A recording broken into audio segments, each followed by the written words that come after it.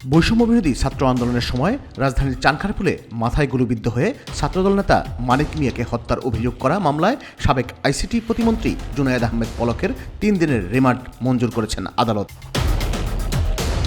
সোমবার ঢাকার metropolitan magistrate Mohammad সেফাতুল্লাহর আদালত শুনানি শেষে রিমান্ডের এই আদেশ দেন। এদিন তাকে আদালতে হাজির করা হয়।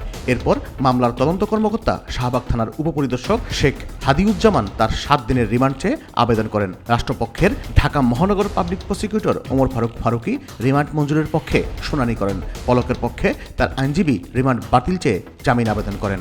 শুনানিতে পলকের আইনজীবী ফারজানা ইয়াসমিন রাখি বলেন, তিনি লোকোমোট ব্যবহার করতে পারেন না, হাইকোমোট লাগবে। 31 দিন রিমান্ডে ছিলেন পলক। গত 9 নভেম্বর যাত্রাবাড়ী থানায় এক মামলায় তাকে রিমান্ডে নেওয়া হয়। সেখানে তিনি অসুস্থ হয়ে পড়েন। জরুরি ভিত্তিতে তাকে ঢাকা মেডিকেল কলেজ হাসপাতালে ভর্তি করা হয়।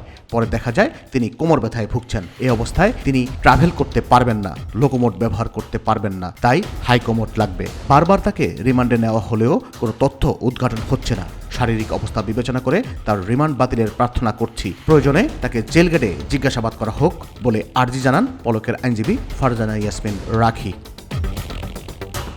রাষ্ট্রপক্ষের আইনজীবী ওমর ফারুক ফারুকী বলেন, প্রাথমিকভাবে আমরা একটা লিস্ট পেয়েছি, সেখানে বৈষম্যবিরোধী আন্দোলনে 1581 জনকে হত্যা করা হয়েছে। পলকের বিরুদ্ধে তো 1581টি মামলা হওয়া উচিত ছিল।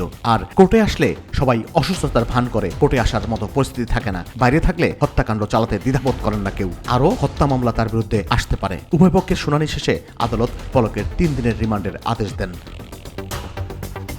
বৈষম্যবিরোধী ছাত্র আন্দোলনের সময় গত 5 আগস্ট ঢাকার চানখারপুলে মাথায় গুলিবিদ্ধ হয়ে প্রাণ হারান মুন্সিগঞ্জের ছাত্রদল নেতা মানিক মিয়া। এই ঘটনায় রাজু আহমেদ নামে একজন বাদী হয়ে ঢাকার সিএমএম আদালতে শেখ হাসিনা সহ 79 জনের বিরুদ্ধে হত্যা মামলা করেছেন।